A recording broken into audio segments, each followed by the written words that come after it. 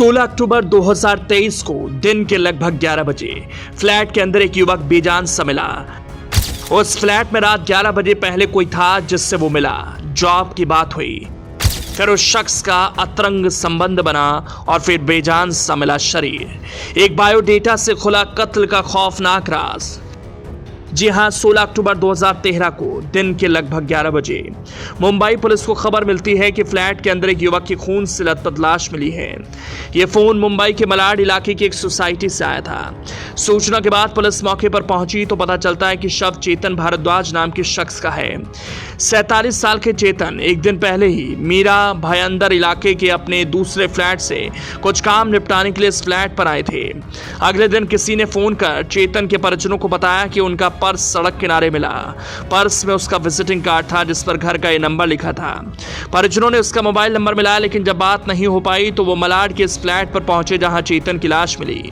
Mumbai police पंचनामा करने के बाद लाश को पोस्टमार्टम के लिए भिजवा देती है। चेतन के शरीर पर एक धारदार हथियार से हमले के निशान थे। किसी ने बहुत बेरहमी के साथ उसका कत्ल किया था। फ्लैट से चेतन का मोबाइल, लैपटॉप और कुछ सामान गायब था। शुरुआत में लगा कि यह हत्या और लूट का मामला है। मौके के हालात देखकर यह भी अंदाजा हो जाता है कि वारदात के पीछे जान पहचान की किसी शख्स का हाथ है। कमरे में खाने का सामान और बियर की बोतल बिखरी पड़ी थी। पुलिस परिजनों और उसके दोस्तों से बात करती है, लेकिन ऐसा कोई सुराग नहीं मिलता जिसके जरिए कातिल तक पहुंचा जा सके। सोसाइटी में लगे सीसीटीवी कैमरे भी खंगाले जाते हैं, लेकिन वहां से भी कुछ नहीं मिलता। अब पुलिस चेतन के फ्लैट को तलाशती है। यहां पुलिस की नजर पड़ती है अलमारी में रखे एक बायोडेटा पर, जिसके ऊपर नवाज अहमद मोहम्मद नकी सिद्दीकी का नाम लिखा था। पुलिस परिजनों से इस नाम के बारे में पूछती है, लेकिन उन्हें सिद्दीकी नाम के शख्स के बारे में कोई जानकारी नहीं थी। बायोडेटा पर उसका मोबाइल नंबर लिखा था, लेकिन जब फोन मिलाया गया तो वो बंद मिला। पुलिस बायोडेटा में बताए गए एड्रेस पर भी पहुंचती है, लेकिन वहां भी ताला लगा था। पुलिस को शक हुआ कि आखिर जिस शख्स का ये बायोडेटा है वो इस तरह अचानक गायब कैसे हो गया। पुलिस अपने मुखबिरों का जाल बिछाती है और आखिरकार 10 दिन की मशक्कत के बाद नवाज अहमद मोहम्मद नकी सिद्दीकी नाम का शख्स पकड़ा जाता है। सिद्दीकी से पूछताछ होती है तो वो अपना गुनाह कबूल कर लेता है।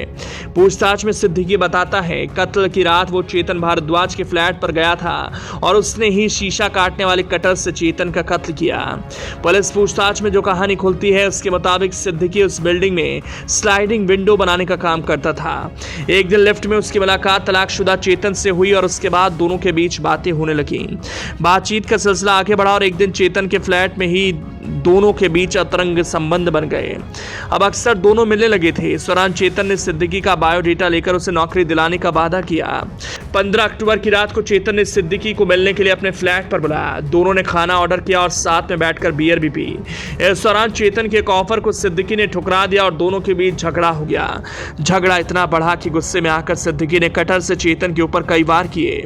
कुछ देर तड़पने के बाद चेतन ने दम तोड़ दिया। इसके बाद चेतन का लैपटॉप, 2 मोबाइल फोन और बटुआ लेकर सिद्दीकी मौके से भाग गया।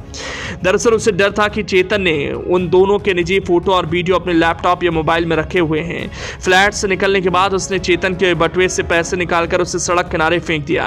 चेतन का कातिल सिद्दीकी कभी पकड़ में नहीं आता, लेकिन उसके बायोडेटा ने मुंबई पुलिस को उसका सुराग दे दिया। चेतन का कत्ल करने के बाद उसने पुलिस से बचने और अपनी लोकेशन छिपाने के लिए कई सिम कार्ड बदले थे। मुंबई पुलिस ने उसके ऊपर चेतन की हत्या का चार्ज लगाकर कोर्ट में पेश किया।